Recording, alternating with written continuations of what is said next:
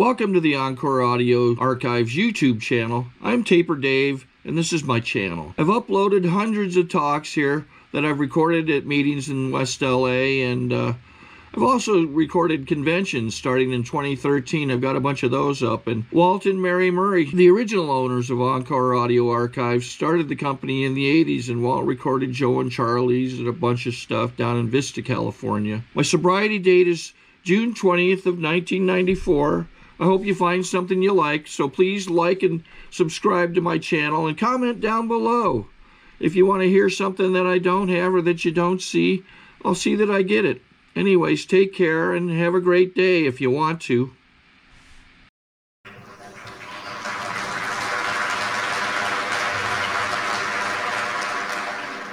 Aloha.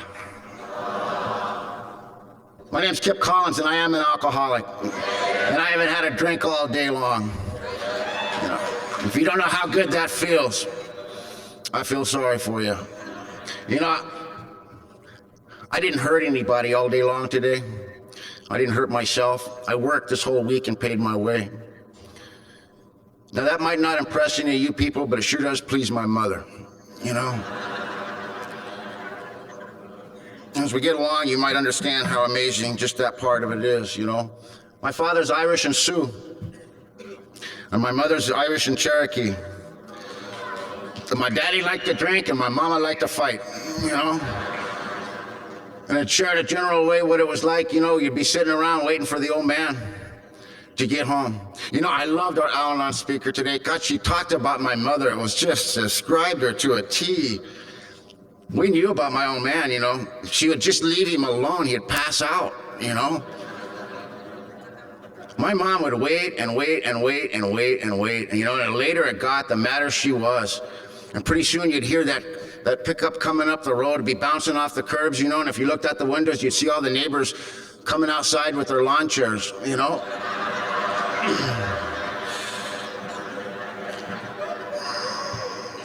And I do not blame my alcoholism on my father. You know, my father taught me exactly what alcohol will do to a family, what it'll do to a marriage, what it'll do to a career, what it does to children. I had no illusions about alcohol. I've always liked to blame it on the San Diego Unified School District myself. They had this brilliant idea in the early 60s that it was time to start teaching the young people of San Diego about this stuff that we don't talk about in A&A. And I'm gonna tell someone, you know, I talk about those additives a little bit. I want to assure all you thoroughbred alcoholics that any drug I ever used, I used it very alcoholically, you know?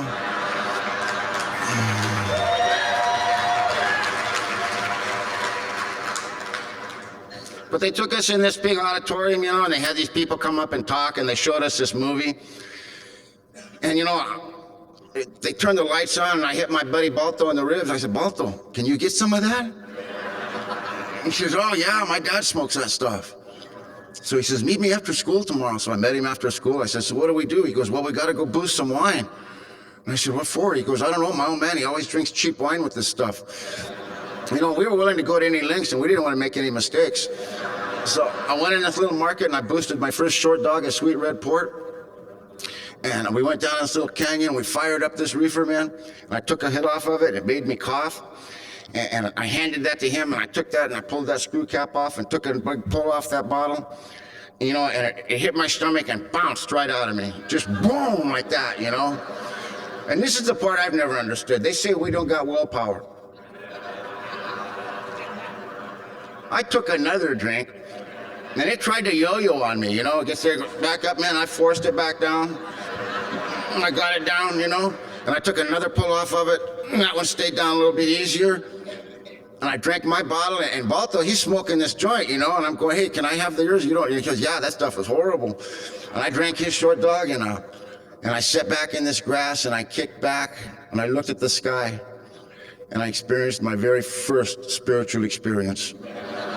I know, and I don't say that to be funny. I'm telling you, that changed my life. You know, I was raised in a neighborhood. It was all first-generation Hispanic. Nobody spoke English. Yeah, hola.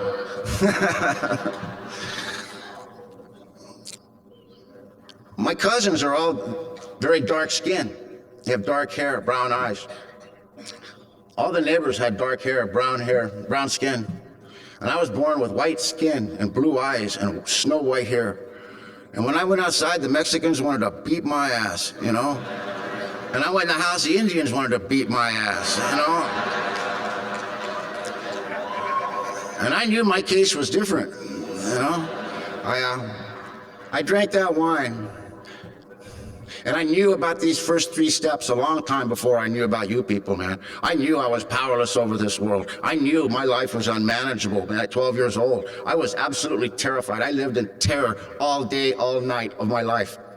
And when I drank that alcohol, I came to believe that there was a power greater than me. And I immediately, with no reservation, turned my will and life over to it because it took away the fear. It took away all of that fear and me feeling different then. And I felt just as good as I knew you people did, you know. A couple years after that, I came home from school. I got kicked out of school for hitting a teacher for the 2nd time. They said I was antisocial.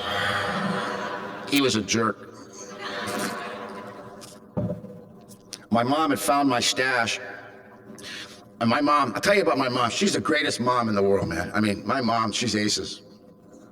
But I watched my mom stab my dad 2 different times, and I watched her knock out the next door neighbor with a shovel for talking back to her when I was very young. And when my mom tells you to do something and she has a certain look in her eye, you say, yes, ma'am. And you hop to it, you know? And my mom looked at me and she just said, get out of my house. And I said, yes, ma'am, and I hit it. You know, and I went over to Carlsbad, and I lived in VISTA, was a little tiny town.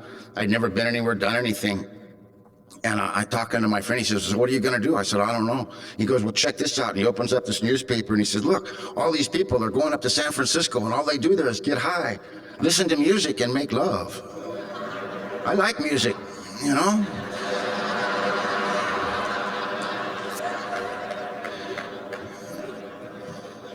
I hitchhiked up to San Francisco and I went to this area called the Haight-Ashbury area in 1965.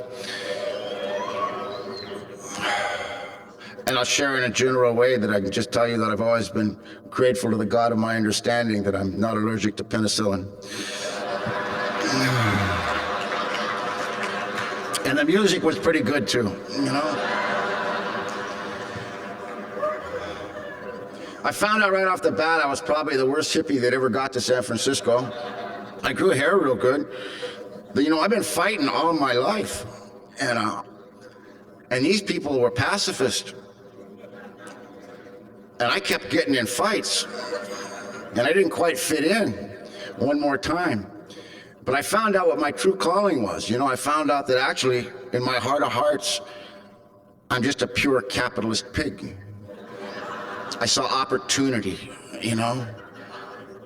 I saw all these kids, man, they wanted this certain product, and I know where this product comes from. All my friends come from Mexico, you know? And I called my buddy Balto. We've been friends all of our lives. And I said, Balto, check this out. And he goes, no, kidding. He says, come on down. And we went down and we talked to his family down in south of the border, and we started a little enterprise. And it was very profitable and very interesting. It was real cool until when I was 16 years old, I got busted with 200 kilos in Mexico. And I was sent to prison in Mexico. And I was 16 years old and I had long blonde hair. And if anything in the world, that ought to taught me I need to change the way I'm living. But I'm an alcoholic, and actually, it turned out to be one of the greatest career moves of my life. My friend Balto, his family, he had lots of relatives in there, you know, and we hooked up, and I joined this family that I worked for many, many years. And I love Mexico. It's a very civilized state. It works on the principle of mordida, the little bite. And basically what that means is if you know who to get the money to, you can do anything. And I function real good in a society like that. We found out the right people to get the money to, you know, and I called my brother Bill. I said, bring me up $5,000, bring me $5,000 down here. We got it to the right piece, and they opened the doors, and I left. And I went to work for this family.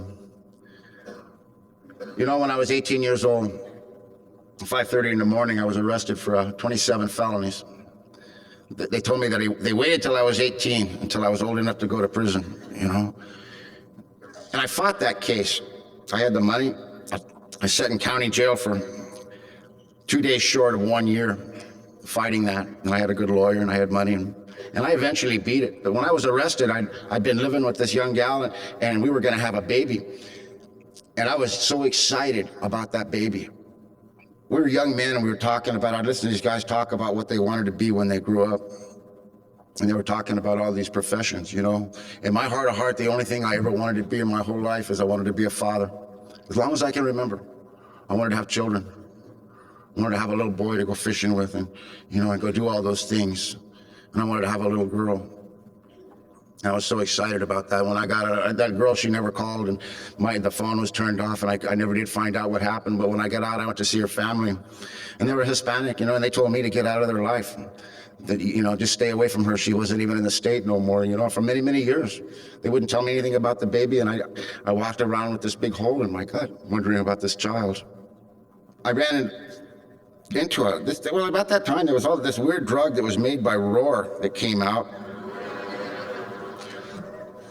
We called them gorilla biscuits, and they go good with tequila.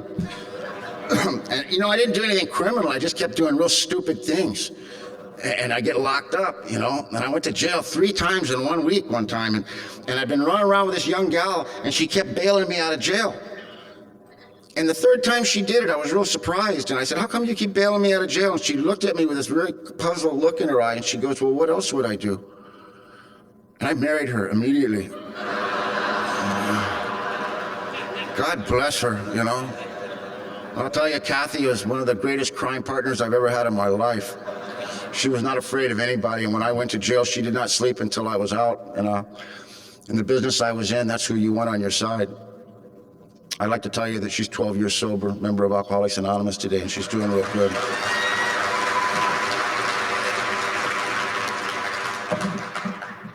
You know, I got busted. I went to jail again, and I was on parole. And we got out. I knew I'd never make parole in California, so we went up to a little town in Oregon. And I hid out up there in the mountains and just trying to wait till my parole was over. And one day she said, Kip, we got to go to the hospital. We're going to have the baby today. And I had forgotten that she was pregnant. Well, I was smoking a lot of this stuff, you know, and I kept forgetting. It was just kind of spacey, and she didn't look pregnant. She had mentioned it, but I hadn't really thought about it a lot. And we went to this hospital, you know, and I waited in this room, and pretty soon they came out and they put this little boy in my arms. And I looked at this little boy, and I experienced my very second spiritual experience. Because that was the very first time in my life I held another human being in my arms and fell head over heels unconditionally in love with another human being. And I'd never, ever known that feeling. And I held that baby and I promised him, I said, no one's ever going to hurt you. You're going to have all this stuff, man. You're my pal. We're going to do all those things together. And I meant it with everything I had. You know, I got off parole, we came back down to California, and about 2 years later, we went to another hospital, and they brought this little girl, and they put her in my arms, and the same thing happened, and I fell head over heels in love. Just head over heels in love with this little girl, and I promised her no one would ever hurt her. She would always have this stuff. I would always protect her. You know, I don't know about y'all, but I'm an alcoholic who thinks fast. I'm talking fast. You know, I can be sitting in a meeting of Alcoholics Anonymous, one of you pretty gals will walk in. This was before I was married. And we'll fall in love. And we'll have a couple of kids. You'll cheat on me with that old timer back there. And I hate your guts. And you haven't got to your seat yet, you know?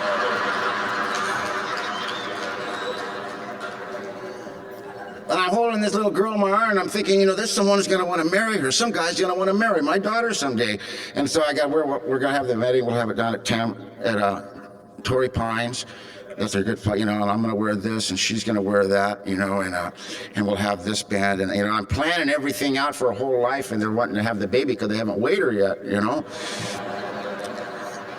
And I gave him back to her, you know, and I'll tell you that for the next 5 years, I was probably one of the best fathers a human being could possibly be. I had made a lot of money. I had a real nice place, and the business I was in, I worked once, maybe twice a year. And All my time was spent with my children. You know, I taught my children how to walk. I taught them how to talk. I bathed them. I cooked for them. And I played with them all day, every day. My life was about my children. And alcohol and drugs were not a problem in my life at that time. It was just straight recreation. September 6th, 1976, my wife and my daughter had gone school shopping. And it was just me and my son, and we were playing. And a guy came over and he brought this stuff over and we smoked it. And I got real thirsty. He left. It was real hot that day. And I got on my bike and I just said, I'm just going to run up and get a six-pack. I didn't even think about it. You know, the store was right around the corner. So I rode up to the store, and when I came back, the police were in front of my house, and the paramedics and the fire department, all the neighbors, and I didn't know what had happened, you know, and I waded through this crowd of people, and I found out that my son had chased me out of the driveway, and he was run over by a truck.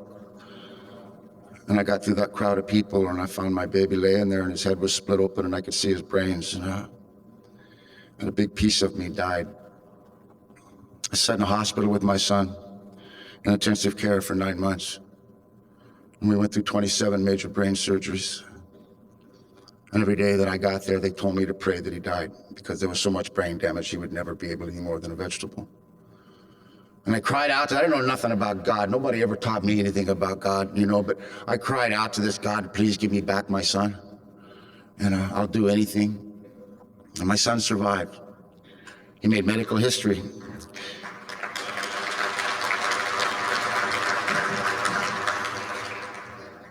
Emotionally and mentally, he never grew past the age of about 4 years old, and he couldn't talk and he couldn't hear. And he spent most of his life in hospitals, in and out. In the middle of all this, you know, I mentioned my brother Bill. My brother Bill he was the only other white guy in the neighborhood. And me and him had been back in each other's play all of our lives, right or wrong. And that was the only other human being in the world I totally trusted. He was my best friend. And my brother, he lived with me. Everything I did, my brother did it with me. I mean, he was like my shadow. He was 11 months younger than me. My brother came down with a disease called schizophrenia, and one of the most insidious mental disorders there is, I believe.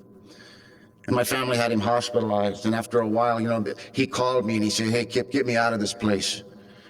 And I said, man, are you okay? He says, yeah, you're giving me these pills and stuff. Get me out of this place. And, you know, it wouldn't have mattered where he was at. You know? I went against my family's wishes. I went against the doctors, you know, but I had the money and I had the juice, and I got him out of there. And I brought him back home, and we continued doing what we're doing, you know, and after a while, I had to go to work. I had to go do a job, and I told my brother, I said, Bill, I'm going to be gone for 3 days. I got to go to the East Coast, and I'll see you in 3 days, man. Watch the kids. And he just looked at me, and he was shaking real bad. And I said, well, what's the matter? He goes, I don't know, man. He says, I'm coming apart. And I said, well, look, man, just hold tight. I'm going to be back in 3 days, no matter what it is. It's always been me and you. We'll fix it. Just hold on. And he goes, man, you can't go. And I said, you know I got to go. You know the deal. And I didn't have any choice. And I gave him a handful of money. I said, just hang on. You know, money's fixed everything all my life. And I got in this cab and I took off and I looked at my brother. My brother was crying, and I had never seen my brother cry in my whole life. And I thought it was odd. And I got back doing this job, and it went sideways. And instead of 3 days, I was gone for almost 3 weeks. And when I came back, I grabbed my daughter, Jana. I said, where's Bill? Where's your uncle? And she goes, I haven't seen him, Dad, in a long time. I said, really? And so we went looking for him, and I went to his place. He lived in a mobile home. And I opened that door, and my brother's head rolled out and landed at my feet.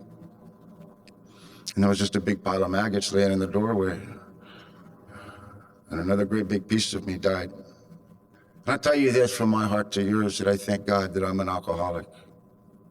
I thank God that alcohol does to me what it does to me. Alcohol took away the pain, it took away the guilt, it took away all those feelings. It stopped those pictures in my head. It allowed me to lay down and close my eyes at night, and it stopped the screaming in the morning. And if I was not alcoholic, I guarantee you I wouldn't be here. I would have joined my brother. They talk a lot about bottoms in Alcoholics Anonymous. Thank God for Alcoholics Anonymous, because you can pick one. But it's been my experience is that as long as you can think and feel and have anything going on between your ears, man, it never ever stops getting worse. And I'm not talking about losing a job or losing a wife or losing your stuff. That just gives you more time to drink. I'm talking about taking a little piece of your soul, your very soul, every single time. My wife had made a career move. She left with the coke connection because I wasn't very functional after that. I was drinking constantly. And I was sitting in the living room with my little girl. My little girl, her life had been a dream up until that point. She was 5 years old, and all of a sudden her mother was gone, and her uncle, who she adored, was gone, and her brother was in a special hospital, and her daddy, who she trusted the most, was drunk and crying all the time. And she was scared, and I'm telling her, I said, baby, we don't need nobody. Anybody ever said that? Oh, alcoholic war cry. I don't need nobody, So we don't need nobody, man. We've had some rough times, but I'm going to put it together. I always land on my feet. And we don't need nobody, and I'm going to take care of you. Don't be afraid. And about that time, this guy came over, and he brought this stuff. I doubt very much if you guys have ever heard of it. In California, we call it Mad Dog 2020. That's all. If there's anyone here that's new, and you haven't made up your mind if you really want to do this deal, or if there's anyone here who said, you know what, this is BS, this is my last meeting, I highly recommend Mad Dog 2020.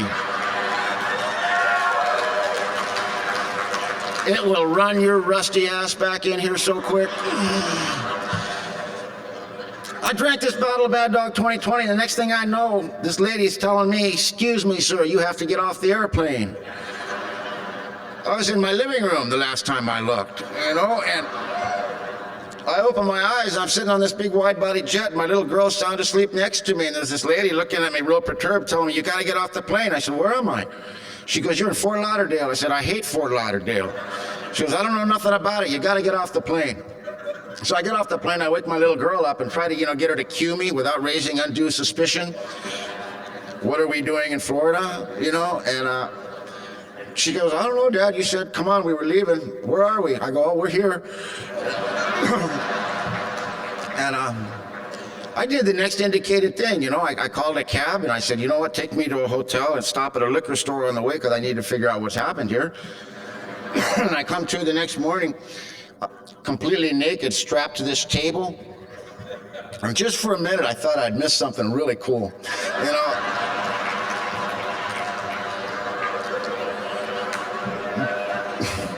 You people are sick.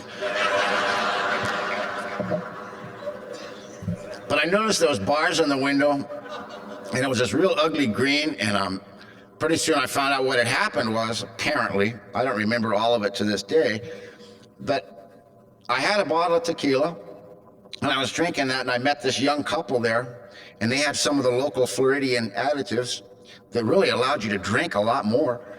And we started talking, and I discovered to my dismay that they'd never heard of Mad Dog 2020. So I rectified that, and apparently I went completely berserk in the lobby, completely naked, and they put me in the nut house. I'm laying there, I have no idea where my daughter is. And you have to understand something about me. I do not call the police for any reason whatsoever. Under any circumstances, I do never call the police. And so I'm laying there and I'm thinking, well, I wonder, I hope she's okay. Well, she's 5, she can probably take care of herself, I hope maybe there was some matches in my pants so I can figure out where we're at and I can track her down, but I can't say anything to anybody because I don't want to, anyone to get involved in this. And I went and they talked to the psychiatrist. I said, I've been through a lot of trauma. This is a big mistake. Just let me out of here. I'm headed back to California. I promise you I'll be on the next plane. And they said, okay, get out. And I walked out and there was this young couple walking up the steps as I walked out and they had my little girl. And thank God, and I grabbed my baby and I said, come on, sis, we're getting out of here. I told you Florida sucks.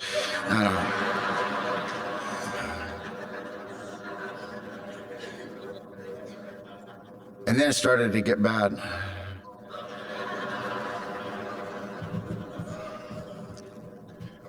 I could talk a lot about it, I tell this to show in a general way. I want to tell you this, that the next couple of years, we lived in missions, we lived in an abandoned bus. We lived in bus stations. Every once in a while, I'd run into a very sick pre-Al-Anon.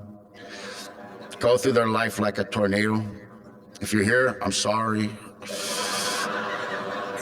but thank you.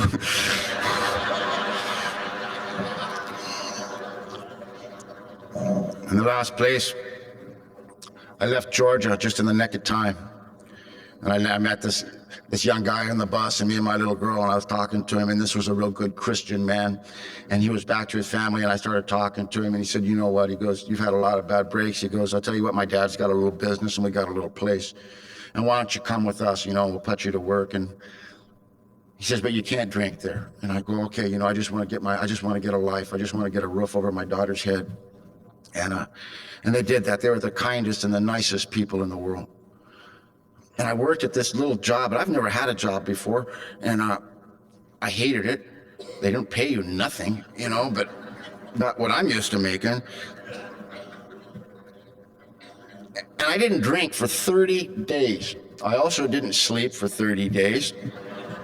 And I was absolutely stark raving sober for 30 days.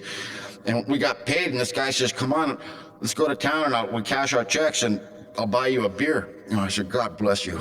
And we went into this bar, and I had a drink, and you know what happened? You know what happened? I came into that little room late that night, and my baby was sitting there on a couch, and she'd been waiting for me, and she was 7 years old now. And she looked up at me, and I'll never forget the look in her eye, because she just got up, and she grabbed her doll and her pillow, and she went and stood by the door, because she knew we were leaving. I had blood on my clothes, and it wasn't mine. And I changed my clothes. I grabbed a few things, and we hopped it over the fence, and got to the bus station, and I had just enough money. I got a ticket to California. I bought a bottle of wine, and we got on that bus, and I passed out. And I come through the next morning, and I was shaking, and I needed a drink. And my little girl, when I opened my eyes, she was sitting there, and she was rocking back and forth, and she was crying. And I said, baby, what's the matter? She says, Daddy, I'm so hungry, you haven't fed me. I said, as soon as we stop, I'll get you something to eat, honey. And we stopped, and I went into this little liquor store, and I grabbed her a little sandwich, you know, and I grabbed me a bottle of wine. And I got up to pay for it, and I only had enough money for one or the other. And I had to put her sandwich back. You know, I've done a lot of things in my life, an awful lot of things that I would never, ever share from the podium. But I've never done anything in my life that haunted me or shamed me more than that moment.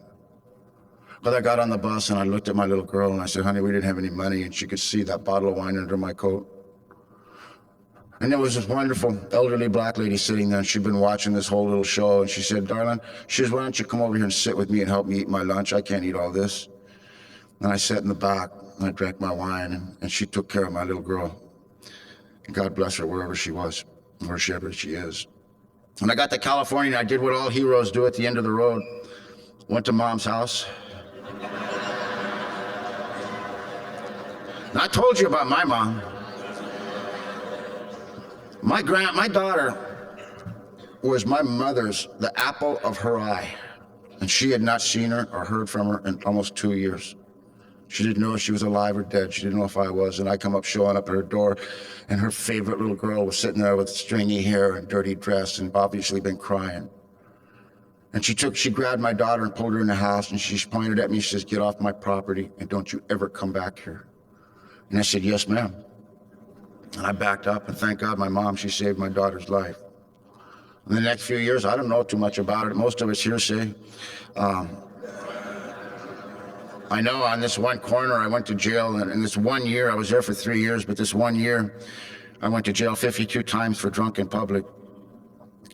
I had to do some court stuff after I got sober, and I found that out. I know that I was in the hospital many times. I know that I ended up in mental health many times. I know I ended up in the county detox 100 times. And I lived in this little bamboo patch right on the Pacific Ocean in Carlsbad, California. And right below this restaurant, and the septic tank drained down, and it smelled real bad, and nobody would go in there. But you know, it looked just like the inside of my head. And I lived down in there because nobody bothered me, and there was a little 7-Eleven I could panhandle across the street. And that's what I did. I panhandled for wine until either, you know, I did something stupid and got arrested, or, you know, or someone beat me up so bad, you know, or I just went completely berserk standing in the middle of an intersection, which happened a few times. And but one morning I was standing there, I was sicker than a dog. I was shaking so bad I needed a drink. And I couldn't panhandle. I couldn't even move. I couldn't even talk. I was shaking so bad. And this guy pulled up. He pulled up, and he got out of the car, and he looked at me, and he gave me two $1 bills. And I ran inside that store, and I got me a quart of wine, and I got me a short dog, and I got outside the mirror. I opened that door. I leaned against that glass and pulled that plug and just swallowed as much as I could and just leaned against that glass until it stopped shaking. And as I open my eyes, I look in the mirror, and I see this man and his wife and his little kids and sitting there, and they're looking at me. And I turned around, and I cursed them, and I flipped them off. And I took my wine, and I went back down to my little patch. You know what, I'll tell you this. I'm not here to talk about any religion. Religion's got no business in Alcoholics Anonymous. But those people were on their way to a church to worship the God of their understanding. And they weren't judging me. They got out of their car that morning, and they got on their knees, and they prayed for that poor drunk, for God to intervene in his life. You know, those people are good friends of mine today. And they're praying for me, I imagine, but about that time, I had the weirdest thought I'd ever had. I said, you know, maybe I ought to go to A&A.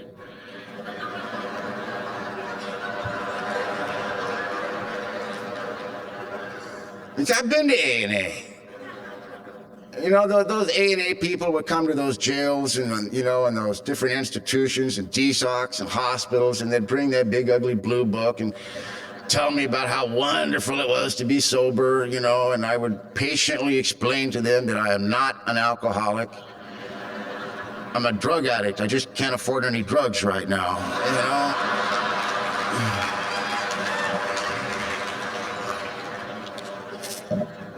And they would laugh and smile and say, well, if you ever find yourself drinking and you don't want to drink and you keep drinking, you ought to come to Alcoholics Anonymous, because we will love you till you can love yourself. I thought that was pretty cornball, you know? But I tucked it away, you know? I said, well, there's an ace somewhere sometime, you know? And I don't know how, but that day I ended up at a meeting of Alcoholics Anonymous. And it was like coming out of a blackout. All of a sudden you're standing in a doorway. And the meeting had already started, and I looked at these people, and they looked like you guys. I thought I was at a PTA meeting. They all had short hair. They smelled good. They were dressed. They were laughing and joking. And they turned around to look at me, and they just looked. I drink port wine, Gallo preferably. But I'll drink your aftershave in a pinch, you know. And when you drink Gallo port wine all day, every day, for about 3 years, the way it affected me, I would have the most profound thoughts.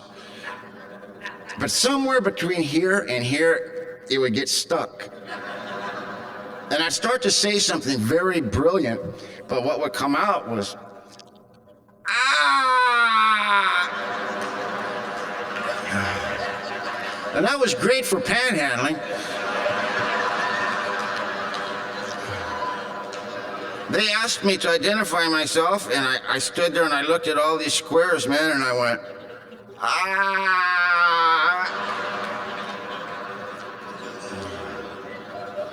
I weighed about 128 pounds soaking wet. I've been living in the same clothes for 3 years. My hair came down to about here, and my beard came down to about here. I was covered with wine sores, and I had a whole bunch of stuff living on me besides me. And I sat down to this pretty little gal, and she took one look, and she scooted all the way down. And I kept waiting for this onslaught of love.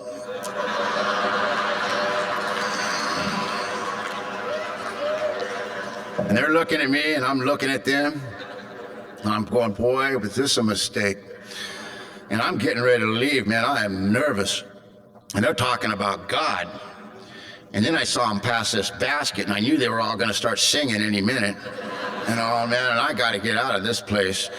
And there was this one old gal. She kept looking at me from the minute I walked in that room. Every time she'd just get this big, goofy grin on her face, and she'd look at me, you know, hey. You know, I was pretty sick, but I knew I had nothing she wanted. I knew she had brain damage, you know, and I just stood up. I said, I got to get out of here, man. And when I stood up, that gal, she shot to her feet. And this is what she told me. She cut a man off. Some guy was talking. She cut him off cold. She said, I walked in these rooms 27 years ago. A cop dropped me off at the back door, told me to go in there. He was tired of arresting me in Long Beach, California. He goes, I walked in this room and I came in, the meeting had already started. I looked at all these people and I thought I was at a PTA meeting. Oh. She goes, I looked at all these women and they were nice and clean and they were ladies. And I knew when they turned around and saw me and saw what I was, I knew they would turn their back on me. She goes, I've been on the streets of Los Angeles since I was 14 years old, and I've done everything I ever had to do to survive out there. And when I walked into this meeting, she goes, I felt dirty. And I turned around to leave. She goes, but a woman grabbed me and pulled me into the room. I said, honey, don't go nowhere, we need you. And got her a cup of coffee, and this lady proceeded to talk and tell me about 27 years of continuous recovery in Alcoholics Anonymous. She talked about the women who came into her life and taught her how to be a woman. She talked about service, she talked about her sponsor, and she talked about the steps and action. And she came over in front of all those people that didn't want nothing to do with me. And she put her arms around me, and she kissed me right on the mouth. The bravest woman I've ever met in my life. And she's holding me in her arms, and she's going, baby, don't go nowhere. We need you desperately. You know, I'll tell you something. People have been beating on me all my life. I've had things happen to me that you wouldn't even believe. But absolutely nobody in this world has ever made me cry. And I'm holding on, standing in front of all these squares, and this gal's holding on to me, and she's going, don't go nowhere, we need you. And all of a sudden, my eyes started getting wet, and the sob started right in the middle of my gut, and it started coming up, and I'm laying in this old broad's arms, and I'm crying like a baby right in front of all these squares. And I started coming to A&A. And you all lied to me right from the beginning, every one of you. You told me if I stopped drinking alcohol, my life would get better. I don't know what alcohol did for those people, but I'll tell you something, alcohol is not my problem. It never has been my problem. It never will be my problem. My drinking has been a problem for some of you, probably. But you see, my problem is this. I have an acute allergic reaction to sobriety. You know, in about 3 days, I can't imagine in my wildest imagination why you would ever want to feel like that. Everything's so real. You know, all these, how do you ever go to sleep? You know, how do you stop the screaming in your head? Now, you told me I got to get a sponsor. I said, what the hell's a sponsor? You know, and they told me about it. I said, sounds like a parole officer. Don't need it. And I kept coming to these meetings, and I kept getting drunk. I'd stay sober as long as I could, but I'd have to drink. My head would have exploded. And he said, you got to take these steps. I go, what steps? And they pointed these steps out to me, and it says, I'm looking at them, it says, I'm not powerless. I've been packing a gun since I was 15 years old. I'm just in a slump. But don't ever think I'm powerless. Come up to this next, says, you know, something about restore me to sanity. When I was 11 years old, I tried to kill a kid with a Coke bottle. And I was seeing a psychologist back then, and they told me I was violently antisocial. The point is, if you've always been insane, what are you going to get restored to? I got real confused and went past that, you know. Got to this God stuff, and I'm going to tell y'all straight up. God likes you people who live in the suburbs. People like me just piss him off. I've cried out to this God you people talk to many, many times. He never cut me no slack. You know, he had nothing coming from me. I had nothing coming from him, and that was just fine, man. I went right past that stuff. And then I see this next one. I said, well, what's this all about? He says, well, you got to make a list of everything you've ever done and admit it to another human being. You got to write it down. I fell out of my chair laughing. And I'll tell you, I pride myself in being a very successful career criminal. And I spent a lifetime trying not to create a paper trail, and now you guys want me to write everything down? I don't think so. Got to these defects. I didn't know what the hell they were talking about that, you know. But the next one really caught my eye. I said, what's this all about? And he goes, well, that's when you got to make a list of every person you've ever hurt and go back and make amends. I go, what does that mean? He goes, well, you got to make it right. And I'm thinking, Loopy, hey, man, it's KIP. Hey, I'm sorry I shot you and your brother and your dog. I took all your dope, but I'm in the spiritual manner of living today.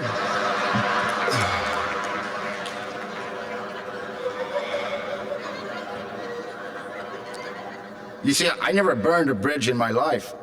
I nuked them, you know? There are places I can't go back until all their kinfolk are dead, you know? But I kept coming to these meetings. I just kept coming to meetings. I loved what you had. I didn't know what it was, but I just kept coming. I just kept coming to these meetings. For 6 years, I came to these meetings drunk. I came to these meetings. I passed out in your meetings. I pissed on the floor in your meetings. I threw up. I stole your money over and over at every meeting I went to. That basket would go by me, and it was empty when it went by, you know? I chased your women, not very successfully, you know? And you know what they told me? They said, keep coming back. How the hell do you get kicked out of here? And people always ask me, says, aren't you nervous to go up there and talk? I go, no, they can't kick you out. I tried everything, you know? Besides, I got a two-way ticket, you know? And I kept coming here. I kept coming here. Christmas morning, 1983, I came to, beat down real bad by the cops. They broke my cheekbone, and I was completely naked, hogtied in that rubber room. My face was stuck to the mat from the blood. I'm trying to roll over and peel my face off that mat, you know, and I finally get over and I roll over. And I look up in the little porthole there, and the cops are all looking down, laughing at me. And I just knew that Santa wasn't coming that day, you know. And I got out of there. They let me go. That was Christmas morning. They knew me so well there. They just said, Kip, we'll see you later. Merry Christmas. And they let me go. And I made a conscious decision. I ain't going back to A&A. A&A don't work for me. I'm that person they talk about in chapter 5. I'm not going to get sober here. I envy you people. You know, if I could have got sobriety from knocking one of you people in the head and taking it, I would have got sober. I know how to get things, you know, but I couldn't do what you guys wanted me to do. And I made a conscious decision. I had $90 in cash. And when I got out of that jail, and I went down and I spent every penny of it on Gallo port wine. And some guy had let me live in this little room, you know. And have you ever seen $90 worth of port wine? It sends shivers up my spine thinking about it right now. It's just... And I started drinking, man. I'm gonna go do what I do. What I do is I drink. Alcohol is the only thing that works in my life. Alcohol is the only thing in this world that takes away the pain. It is the only thing in the world that allows me to close my eyes at night. It's the only thing in the world that stops us screaming in the morning when I open my eyes. And on January 6, 1984, was the absolute worst day of my life since I hit you people's planet.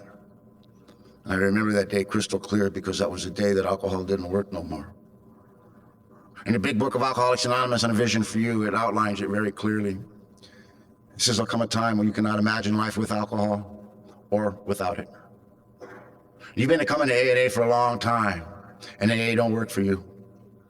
And you go back out one more time, and alcohol don't work for you.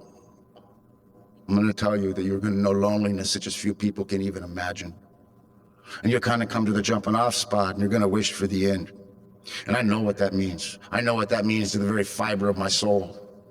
Because when I realized that alcohol was never going to do what it did anymore, man, I pulled out my gun, I put it to my chest, and I pulled the trigger, and I blew my left lung and 2 ribs out. And it knocked me all the way across the room. And I'm sliding down this wall with blood flying everywhere, and the only thought I had was, thank God this is over with. Thank God this nightmare's over with. And I come to in this hospital. You thought I died, didn't you?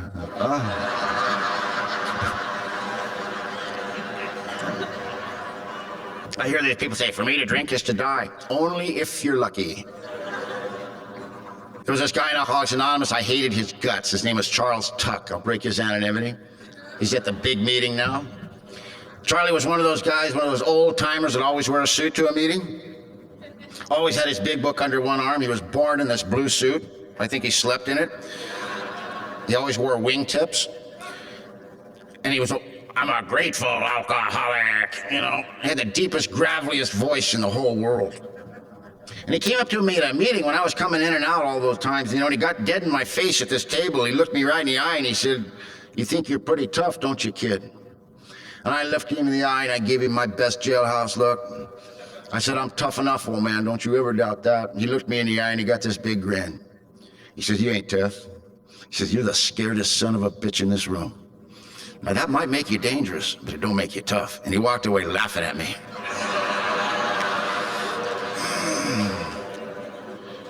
Man, every time I went to a meeting, I made sure it was started. I walked around that meeting, looked in every window to make sure he wasn't there, you know? Now, I've been in a coma for several days. And out of this blackness, I start hearing this voice, this deep, gravelly voice, and I'm going, no. And I crack one eye open, you know, and I look up, and there's Charlie Tuck, standing at the foot of my bed with these two newcomers, and their eyes are as big as saucers, and I'm going, God, I'm dead, I'm in hell. And I'm gonna have to lay here tied to this bed and have him preach A&A to eternity to me.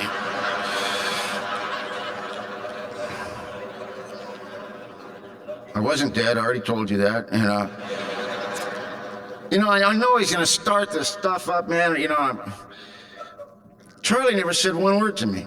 What he did was he put his arm around these two young fellas, and he said, "You see this pitiful thing laying here?" And they go, "Yeah." And they go, "This is what happens to an alcoholic who doesn't take the steps. Come on, let's go."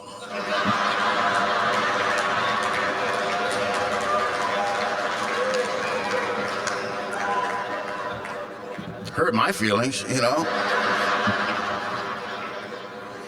I was in that hospital for a long time, and when I got out, I tried to drink, it didn't work. Nothing worked. Every conscious thought I had in the morning was I was still alive, and just let me out of here. Please let me die.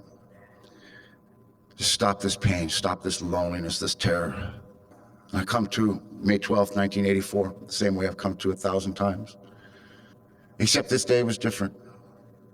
I can't have been to so many of you people's meetings of Alcoholics Anonymous that you had poisoned my mind, because I came through that morning with going over and over the ABCs that read the end of chapter 5. And that is a weird thing to be thinking about at 5:30 in the morning when you need a drink. It says, you know, that I'm an alcoholic. I'm powerless over alcohol. I've never had a problem with this stuff they call denial in Alcoholics Anonymous. I've always known, I've got paperwork from the state of California. You know, I know I'm an alcoholic. I am not in denial about that. You know, I cannot function with alcohol, without it. I know that. But in the book it talks about, it says, it don't matter what I tell you, what I admit to you, or anything else. It's to my innermost self. What does that word mean? What does it mean in my heart of hearts? Powerless over alcohol. And I had a vision. God gave me that moment of clarity. And the vision was that morning on that bus with my daughter. And I remember the day she was born, and I would have given my life without a second thought for my daughter at any time. And I finally understood in my heart of hearts what alcohol does to Kip Collins. You see, when Kip Collins takes a drink of alcohol, he has an allergic reaction. And the very next thought I have is that I want another drink. And it starts a chain of events to unfold that it becomes more important than even my children. And I will steal their food to get another drink. I will do anything in this world. Alcohol is my master. My alcohol tells me where I can go. It tells me how far I can go. It tells me who I can be with. It tells me when I have to go to sleep. It tells me when I have to get up. And if you're not helping me drink, you got no business in my life. I understood in my heart of hearts exactly how powerless I was over alcohol. And I got to that next part that said, you know, that no human power was ever going to fix me. I kept hoping one of you young gals were going to fix me. Some of you tried. You should have listened to your sponsor.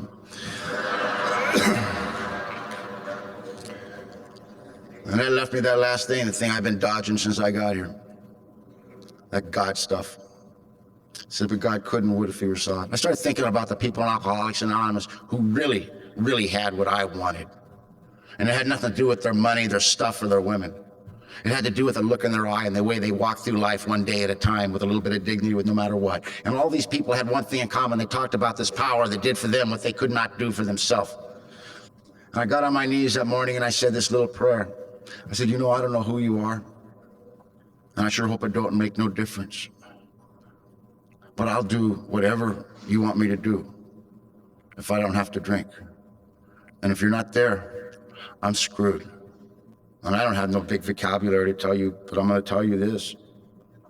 That very instant that I knew the very first time that if I could hold on to that, I wasn't going to have to drink. And I got over to Charlie's house, because where else am I gonna go, you know? I got over to his house, and his lovely wife, Edie, active member of Alcoholics Anonymous for 30-some years. We called her Saint Edie. She opened the door, man, and she took one look at me, and she goes, Kip. Oh, Charlie's gonna be so excited. She goes, you know, you're his favorite.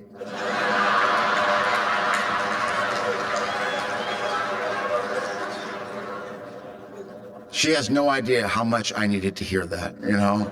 I found out later she said that to everybody, you know, but she said, come around back, honey, sit on the porch. Charlie's getting ready, he'll be right out to see you. And she brought me out a glass of orange juice and K-Rose syrup. And she said, drink this, it'll help, you know, and I'm drinking this horrible mixture of stuff. And Charlie come out with that big ugly blue book, and he's standing there, and he looks at me, and he got this big grin on his face. He says, what can I do for you, Kip? And I said, Charlie, I don't want to drink no more. He goes, yeah, I've been hearing that for a long time. He goes, so what's different? I said, I don't know. He goes, what are you willing to do? I said, whatever you tell me. He goes, yeah? He says, Kip, are you done? And I looked him in the eye, and I think it was the most honest answer I could have given. I looked him in the eye, and I just said, I pray to your God that I'm done. And he goes, that's a pretty good answer. And he sat down beside me, and he looked at me, and he said, Kip, he says, I want to tell you something. I got some real good news for you, and I got some bad news for you. And the bad news is this, is people like you don't get sober. You die in institutions, you die on the side of the road, they don't even mention your name. You're a badly broken human being. It's very obvious to me. Because it's also very obvious to me that God has opened a window for you. And I suggest you step through with both feet. And this is the way it will have to be for you, one day at a time, all the days of your life. And that's one simple fact that you can never deviate from. And that fact is this, that absolutely nothing, no woman, no job, no child, no nothing in this world can ever be more important than you doing the things you have to do to maintain your sobriety. And that is an awful lot more than just going to meetings. You willing to do that? And I said, whatever you say, boss. And he took me out, it was on Mother's Day, and he took me out to this little park, and all these families were right across the street from his house, and all these families were having picnics, and Charlie got down on his knees right around these people, man. And he said, get on your knees. And I looked around, you know, and I was kind of embarrassed. He said, hey, man, these people have been stepping over you for years. He goes, you're on your knees, you're halfway to your feet, boy. And he got me down on my knees, and he told me that he should never be ashamed of your God. And he taught me how to pray. And he took me back to this little room he had in the back. And he told me his story. And the guys that he sponsored started coming over, and they started telling me their story. And I sat there in that room and shook for almost 4 days. And there was just one guy after another coming in, talking to me, sitting with me. And they started taking the meetings of Alcoholics Anonymous. And Charlie Tuck was blind in his right eye. He had a glass eye. And the first thing, Charlie is actively in service. He says, come on, we're going to detox. I go, I'm already detoxed. He goes, it's not for you. We're going to go carry the message. And I said, well, okay. And, you know, the first thing I heard in Alcoholics Anonymous, I always thought it should have been one of our slogans, you know, it's get in the car. So what do we do? He goes, get in the car. I go, okay. So I get in the front seat of this big old Cadillac, and we're going down Interstate 5, and I've told you Charlie's right eye is glass. Charlie never stops talking to a newcomer, but he has to look at you. You ever seen those little dots they have on the freeway? Those are for Charlie. Charlie drove by Braille. They put the front tires on those little dots, and we'd be going down Interstate 5, going and he's rapping away, and by the time you got to San Diego, you knew you had a relationship with God. You know? And he took me in those meetings, and we started talking, you know, and I had 4 days sobriety, and God bless this gal that's got 4 days. And they took me in this detox, you know. And I had 4 days of sobriety that I could share with a guy laying on a mat. And he related, and I related to him, man. I know what that mat feels like. And I walked out of there feeling high, man. I went, wow. He goes, yeah, this is the deal, boy. Let's go. You know, and this is the way he laid out a program of action. He says, you're going to be at a meeting of Alcoholics Anonymous every single day. You're going to get there an hour early. You will shake hands with every member that walks in that room. You will not tell them anything about you unless they ask. Leave the women alone. Don't borrow any money from anyone. He goes, get a job. Get an identification in your real name.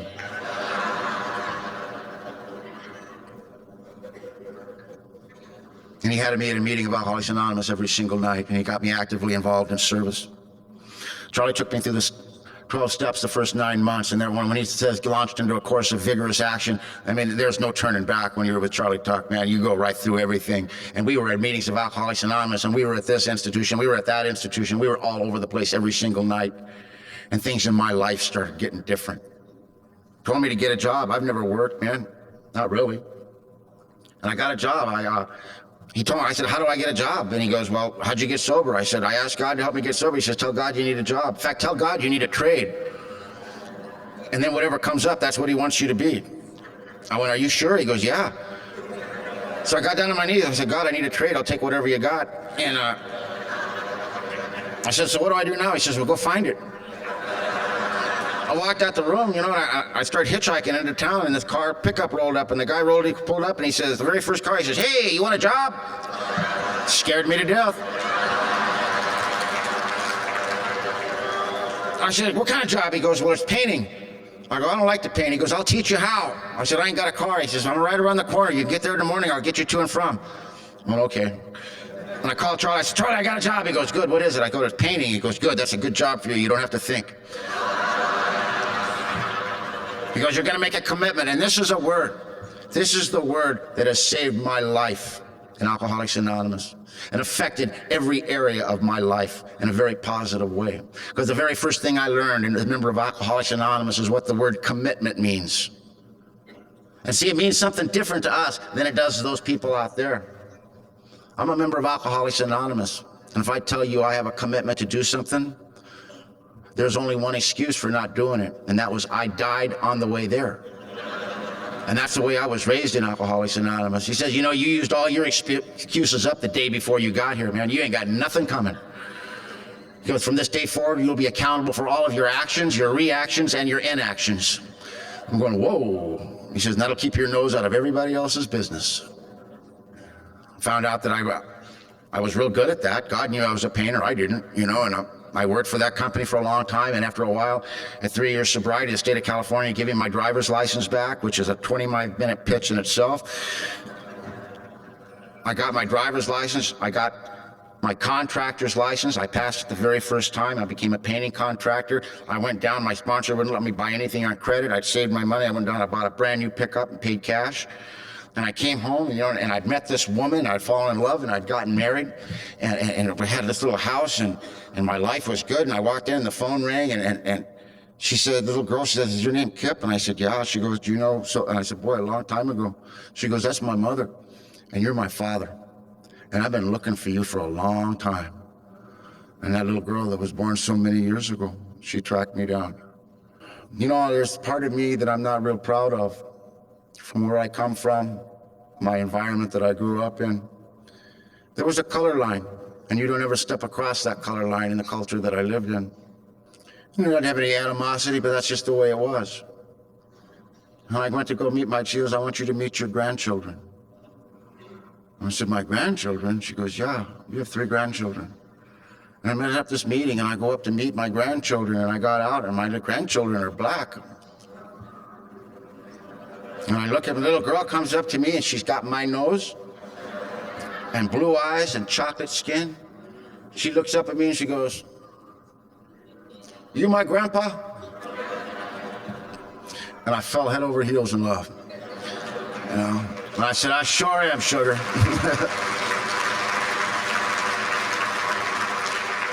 And my God healed that ugly part of me instantly right there. You know, and I got to know her, and I had a home. And through Alcoholics Anonymous, I got to go in and make amends to her mother and to their family, and come into my life and be a part of my life. You know, Alcoholics Anonymous taught me how to do everything that I know how to do about being a father. I got my son back. The little boy that they told me to pray that he died. At the minute in Alcoholics Anonymous, I met some other fathers in Alcoholics Anonymous who had handicapped children. And they got us both involved in Special Olympics, and I started getting involved in my son's life. And at the age of 23 years old, my son graduated from high school at a special school. And he came down and he gave me his diploma. And he told me that he loved me. And you guys gave that to me. That little girl that was born, that I drug all over the country. A man came to me one day and he says, I want to marry your daughter. And she says, I have to have your permission. And I had thrown that right away years ago. I said, do you drink? He goes, no, sir. I said, do you work? He goes, yes, sir. I'm a pilot for American Airlines. I said, well, that's good. I said, put my arm around him and said, son, I want you to understand things. You don't know anything about me, but you need to talk to my daughter a little bit about me. And I want to tell you something straight up here, because I'm only going to tell you one time. And that's one little fact. You can marry my daughter. But if you ever raise your hand in anger at my daughter, I would advise you to never sleep in the same place twice. Do you know what I'm telling you? And he goes, I think so, sir. And I gave her the wedding, the exact wedding I dreamed about the day she was born. Exactly, right to the T. And you guys gave that to me, man. You gave it all to me. I'd thrown that all away, and you gave it back to me. You know, to 10 years sober, I'm standing on top of the world. I got to go to spend 2 months in Australia, and I love the people, guy, the old timer with Australia. The best AA I've ever been to in the whole world was in Australia, man. Powerful, powerful AA there. They have an incredible fellowship there. I spent 2 months there just going to meetings, and I never met a stranger, man, because they just say, oh, you're going to this group, here, go to these people. Man, it was just incredible for 2 months all over Australia. I had a great time, and I got back here, and I'm looking at my home, you know, and I got money in the bank, and, you know, how do you get from there to here, man?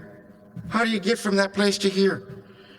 And I open up the newspaper and I'm reading on the front page of the story of this man who broke into this woman's house and raped her all night long in front of her children. And when he was done with her, he took a knife and cut her to pieces. And it was my daughter. And I am absolutely, perfectly capable of first-degree murder if you touch anything of mine.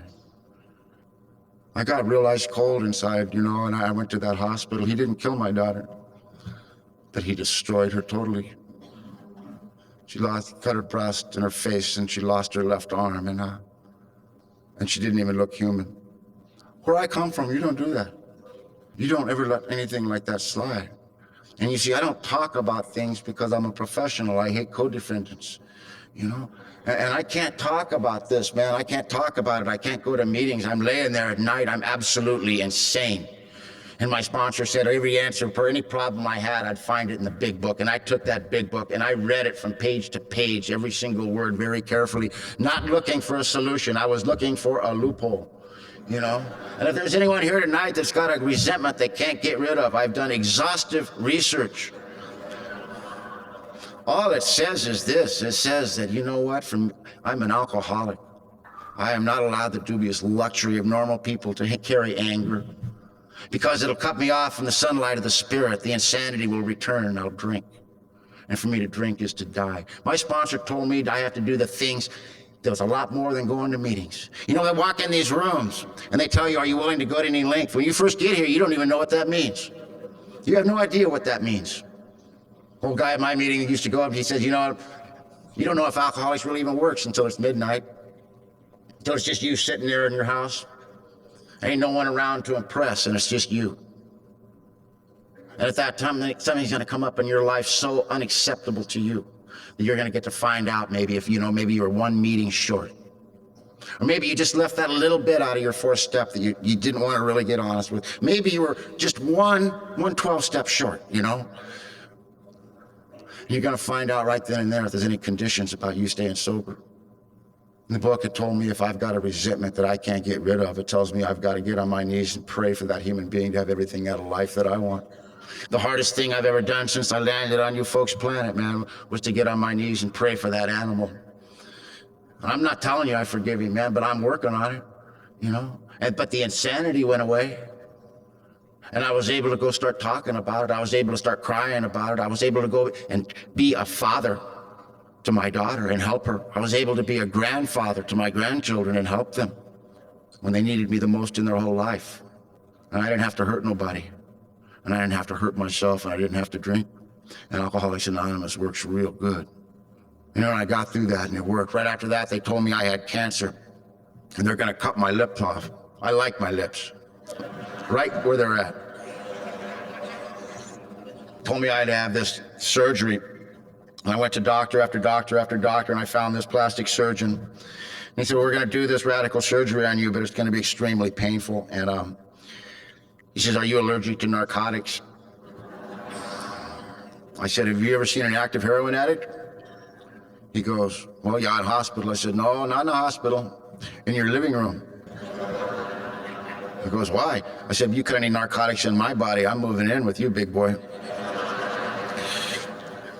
I said, you can't put anything in my body that affects me from the neck up. He goes, no way you can do this. I said, you know what? I'm not real smart. I burned up most of my brain cells out there with cheap wine and good times.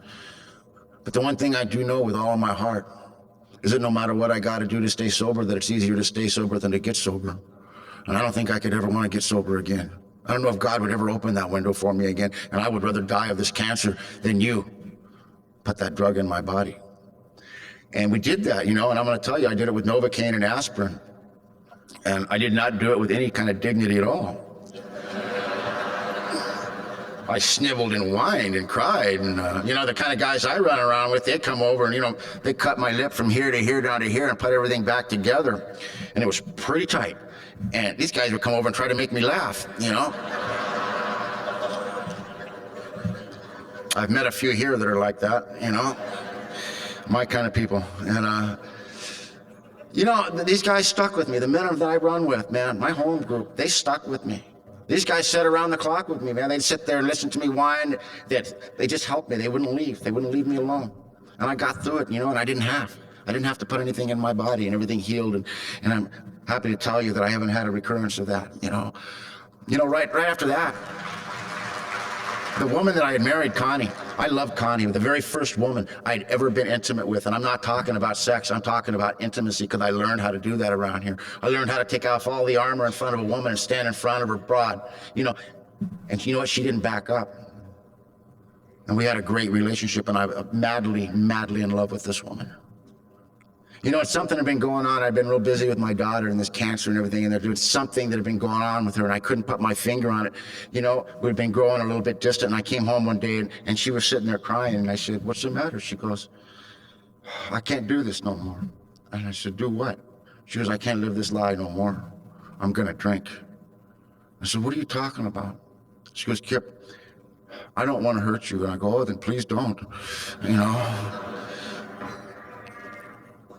She goes, I'm a lesbian. She goes, I'm in love with Chrissy, and we're leaving. I didn't think she was going to tell me that, you know. That was just about, if I had made a list, that probably would have been about the last thing I thought she was going to tell me. If you scare me, and I don't know what to do, I attack, you know. She scared me. I'd never loved a woman before like that, you know, and she was taking it away, and I didn't understand what was going on. And I called her names, and I cursed her, and I left, and I went over to talk to a very dear friend of mine, and he's gone too, and I'll break his Father Bill Wilson from La Jolla, and sober member of Alcoholics Anonymous and Catholic priest, and we were Catholic, and she was Catholic, and actually I was ratting her out to the church.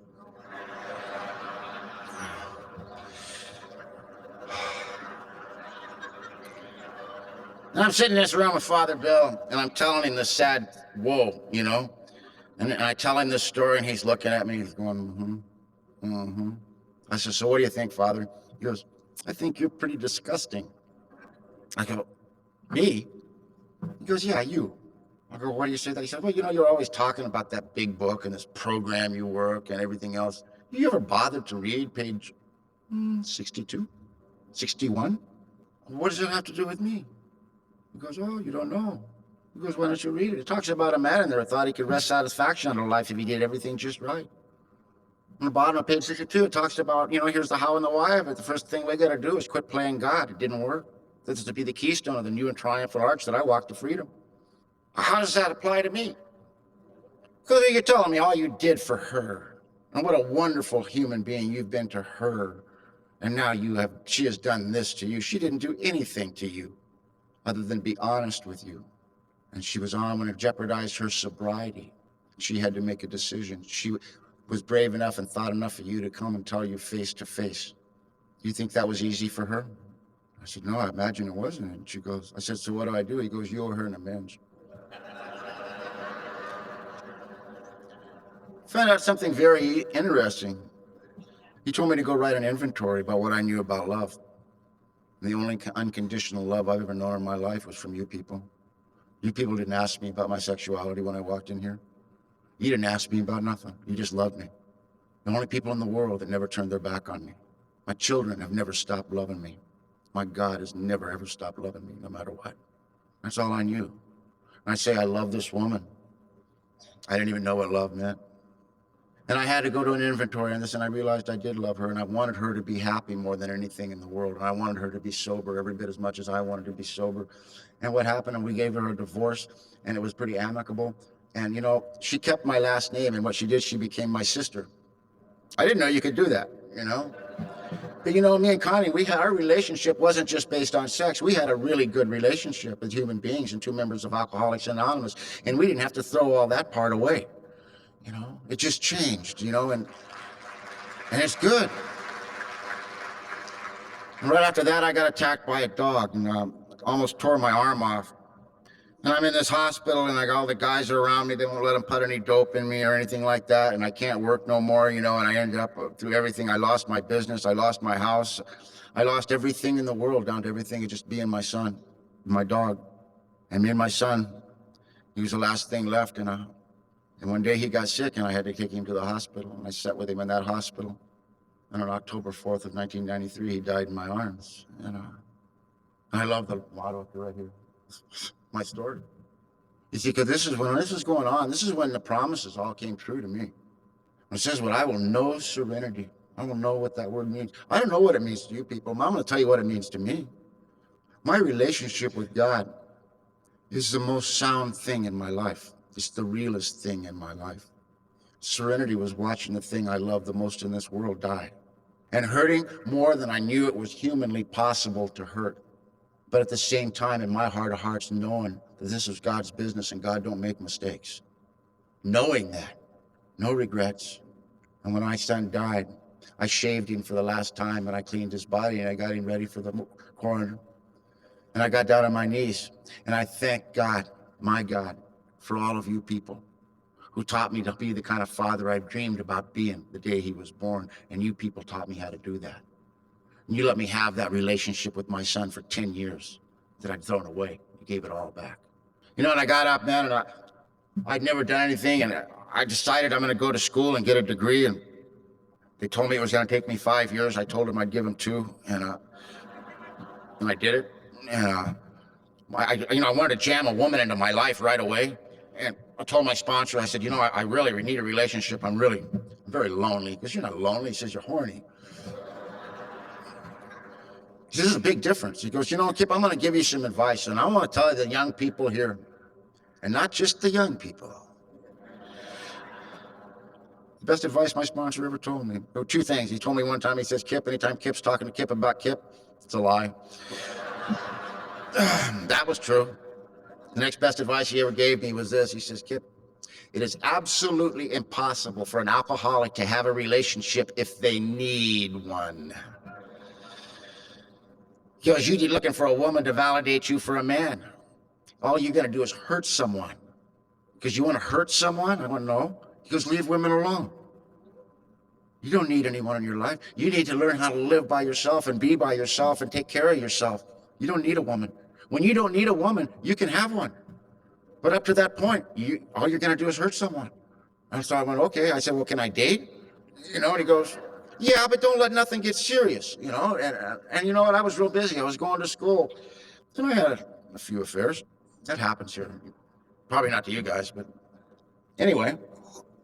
I was sitting in my living room one day watching a ball game, and this real pretty gal I'd known her name for a long time, she called me up and said, hey, Kip, why don't you come over for dinner? Maybe we can mess around later. And I went, whoa. But I said, you know what? Can I take a rain check? I'm watching this game, and me and the dog, you know, I'm just really kind of comfortable. I don't want to leave. And she went, oh. And I hung up, you know, and I went, whoa, where did that come from? And I suddenly realized, that although I think you women are just one of the greatest ideas God ever had, I mean, whoa. Brilliant idea, brilliant idea. And I don't need you. I'm a whole human being without you, And I went, this is pretty cool.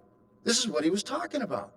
So I said, God, this is pretty cool. Thank you. I said, but you know what? If it be your will, I would love to experience true love one more time. But if not, that's cool. And 2 weeks later, I got a phone call from this gal who I'd had a little affair with over a year before, and it was her mother. And she goes, oh, man, Carmen got drunk, got in a real bad car wreck. She's got massive brain damage, and she's really broken up and everything. Oh, my God. I said, is there anything I can do to help? And she goes, yeah, you can come and pick up your daughter. And I went, my daughter? She goes, yeah, you got a 3-month-old daughter. You didn't know that? I went, I didn't know nothing about that. She goes, well, I'm not taking care of her. It's your kid. You come and get her. So I got in my little car and I drove up to Burbank and I knocked on this door, and this lady opened the door and she handed me this bassinet, and this little baby looked at me and went, she had my nose. And my heart exploded and I fell head over heels in love. You know what? And all the guys were telling me, man, you need to get a paternity test. I'm going, no. God gave me this baby. I'm not giving it back no matter what. And I've never had a paternity. I don't care. That's mine, And I got home and I got to be a sober father. And I got, and I had my baby, and it was just me and her and the dog. And we went to meetings together, and for about a year, it was just me and her. And, I'd come home and I'd rock her and I'd sing to her. And she'd look at me and she needed me and she loved me. And her name was Natalie, and I call her Nanu. And one day I was at a meeting of Alcoholics Anonymous with my baby, and this lady that I've always admired in Alcoholics Anonymous, she said, do you mind if I hold your baby? And I said, well, do you know how to hold a baby? She said, yes. And I said, okay, be careful. And I let her hold my baby, and I'm looking, I'd known her since I'd been sober. We've been on many meetings together over the years, and I'm looking at her a different side I'd never seen of her before, the way she was looking at my baby. And so after the meeting, I said, Sabrina, I said, how's John, your husband? She goes, oh, we got a divorce. I went, oh, I'm sorry. I said, I thought everything was good with you guys. What happened? She goes, well, I wanted to have children and he didn't. I said, really? You like kids, huh? I told you I love that other lady, God put a lady in my life. I don't even have the words to express how much I love her. She's my dearest, dearest friend. She's my lover. She's my business partner. And we've been married, and we've been married 6 years here in March, and she's my baby. 5 years ago, I went to the hospital with her, and I helped deliver a little boy, and I cut his cord, and his name is Will, and I called him God's Will. I want to tell you, I came home the other night, and I said, he looks exactly like me. He is my clone. I said, where's Will? She goes, he's in the back somewhere. I go back in the backyard, and there he is, butt naked, on his swinging as high as it will go, and he's screaming to the world, you'll never take me alive! Yep, that's my boy,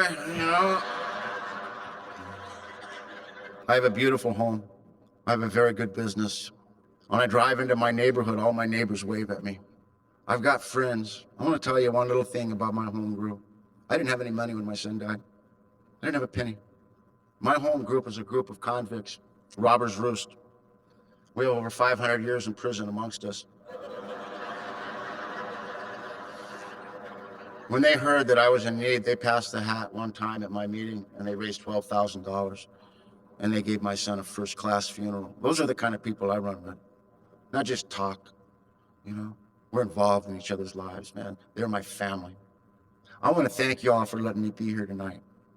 I want to thank you for letting me share what I got to share, and thank you for your patience, and thank you for your hospitality, and that's all I got for you.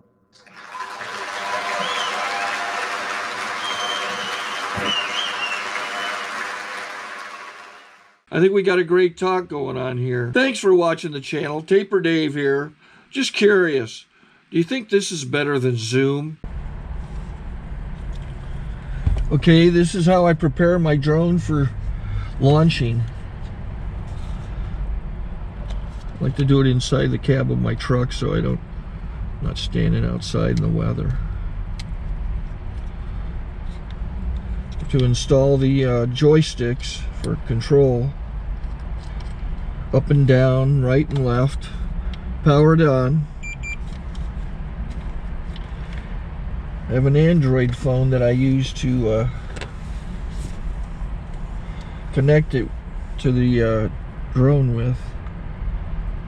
And it's actually controlled through the iPhone, through an app. Oops, wrong way.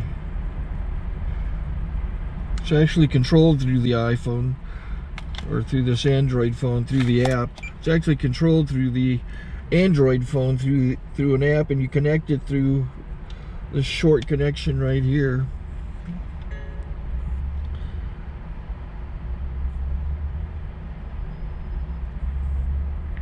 Remote control connected. Remote control's connected. So I pull out the drone. I have to extend the legs. Long legs extended first, then the short legs. Remove the gimbal protector. Set that aside, then power it on one short burst, then one long burst. I lay it down. So I have to go to calibrate. So the drone's not connected yet. It shows you here as this drone gets disconnected, even though the remote's powered on. So the drone has to establish it's connected. So I go into the app to calibration mode. First I'll calibrate the remote controller. Start calibration. Out, in, out, in, up, down, and then this little wheel is to control the gimbal. So it's calibrated. Go to gimbal calibration, start calibration, and then it calibrates the gimbal. And if that shows up, the gimbal's moving all over the place. Changes, you can see it on the video. And I'm calibrated to take off. It's acquired 7 satellites at the moment. There are 26 satellites up in the sky, which it has to acquire before you can take off. So it's connected. It's got enough satellites. This is white. I can go to press this little arrow button, swipe right to take off, and it would start the motors if I slid this to the right. But I'll wait till I get outside. Don't want to do it inside.